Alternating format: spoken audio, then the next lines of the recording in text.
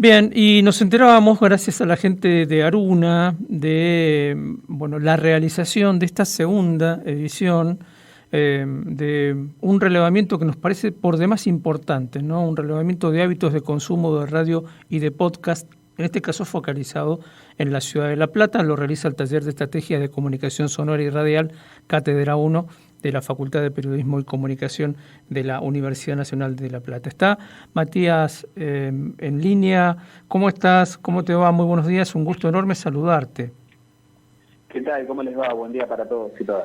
Bueno, Matías Delménico es docente y está un poco a cargo de todo este trabajo. Matías, contanos un poco cómo nació primero esta idea, ¿no? Porque estos relevamientos son necesarios, pero al mismo tiempo son muy escasos. Exactamente, ese es el principal problema o preocupación realmente que hizo que nos movilicemos desde la cátedra. Hicimos un primer sondeo en el año 2006, yo era todavía muy nuevito en el espacio de la cátedra, tenía otro nombre, era otro plan de estudios, y la falta justamente de estudios que hagan un relevamiento, que tengan que ver con los espacios donde nuestros estudiantes podían insertar, desarrollar sus propias prácticas y después su profesión, hizo que nos movilicemos como para empezar a investigar un poco cuál era el panorama, y a veces uno sondeando, dialogando con algunos directivos de la radio en aquel entonces te decían, sí, por ahí aparece en determinado tiempo de elección algún candidato que te dice que tu radio está posicionada en determinado puesto, pero bueno, no saben de dónde salen. Si claro, ni cómo es la estructura de la encuesta que hacen, cuál es el objetivo que tienen, porque convengamos que no es lo mismo algo diseñado por ustedes con objetivos claros y con preguntas muy, muy puntuales que aquello que puede hacer un candidato que busca tener quizá otro tipo de respuesta.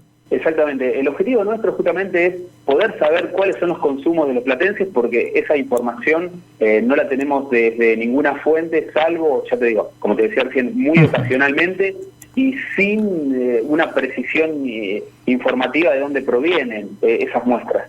En este caso, originalmente, aquel primer muestreo estaba relacionado exclusivamente a la radio. Internet era muy reciente todavía, no podíamos hablar de podcast, ni mucho menos, más allá que en el mundo por ahí era un formato incipiente que tenía que ver con una exploración sonora. En este caso, ya es mucho más fuerte. Claro. El primer relevamiento que hicimos de modo virtual fue en el contexto de pandemia, en 2020. Aquella primera encuesta de 2006 fue callejera y tenía, ya te decía, otro objetivo más ligado a la radio. Ahora tenía que ver la preocupación en 2020 más con la pandemia, qué estaba pasando con la radio en la pandemia y particularmente en la actualidad, en la pospandemia, y cómo evoluciona la escucha del medio tradicional sonoro y cómo se va relacionando con las nuevas tecnologías.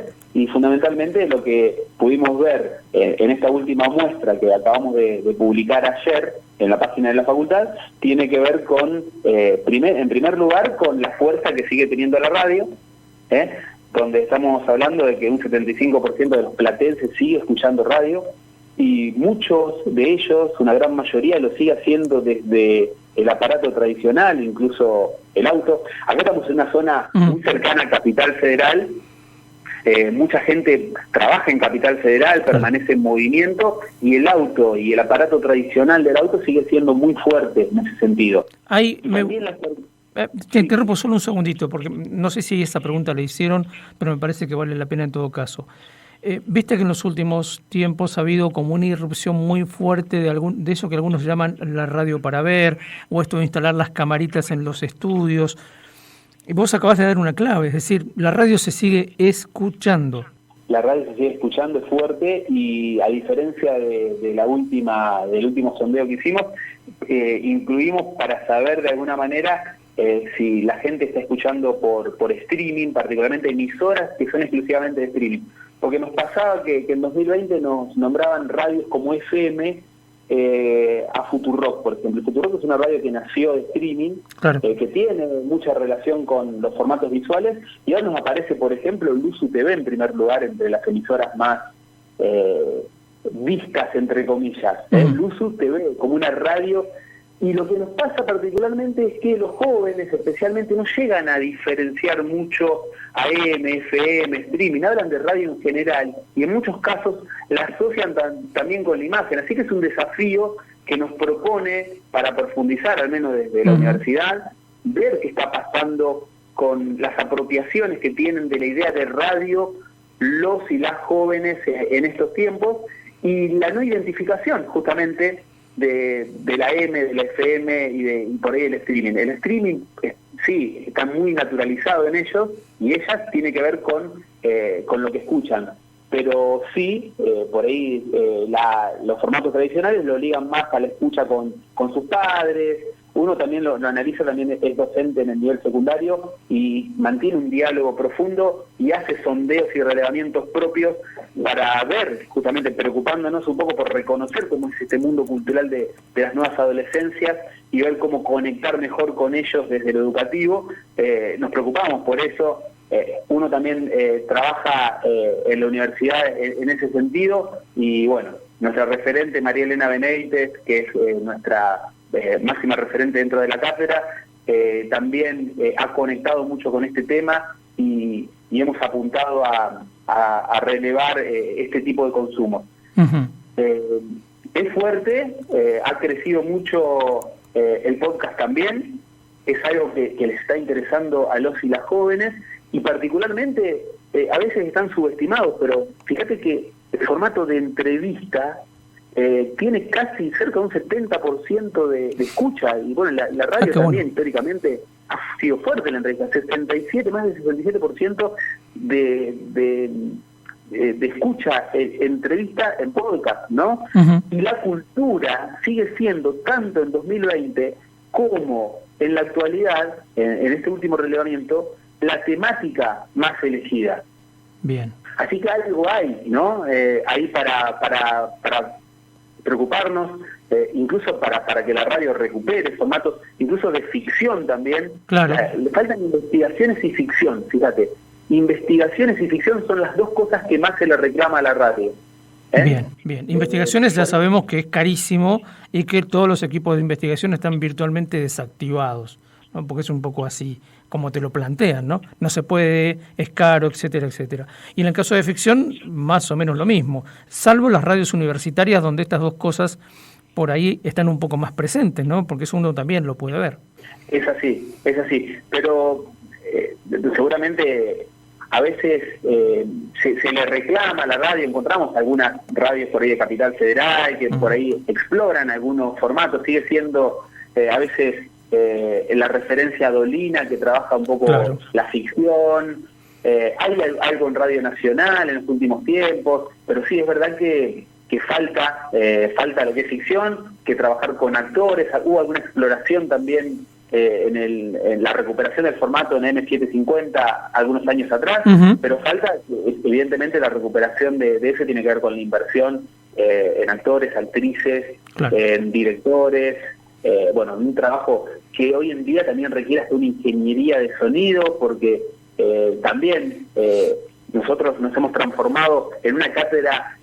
Lo mencionaste recién, somos un taller, ya no somos un taller de radio, en este nuevo plan de estudio somos un taller de estrategias de la comunicación sonora y radial, y esta exploración, como venimos diciendo, de lo sonoro reclama también una agudización del trabajo, tanto de nuestros alumnos, en lo que tiene que ver con cómo trabajar la edición de sonido, cómo agudizar el oído para reclamar una mayor calidad técnica en ese sentido.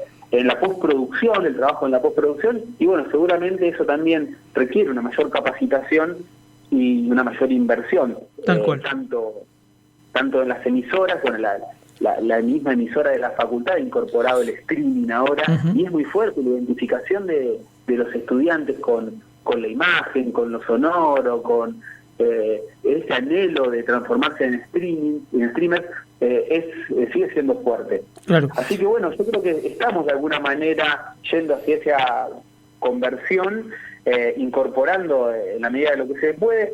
No sé cómo estarán ustedes en ese sentido. Sí, estamos en debates parecidos, digamos, ¿no? Pero me parece que por eso mismo nos parecía tan importante e interesante charlar con ustedes, porque se nos ocurre que esto le debe estar pasando a muchas otras emisoras similares en todo el país, tratando de dar con la estrategia, me parece que es la palabra clave, de comunicación, que ya es un punto clave, porque además apuntar a diferentes grupos de edad, ¿no? Vos estás hablando de los jóvenes y sus consumos, pero también están los mayores y los hábitos de la vieja radio, o sea, todo conviviendo en un mismo espacio.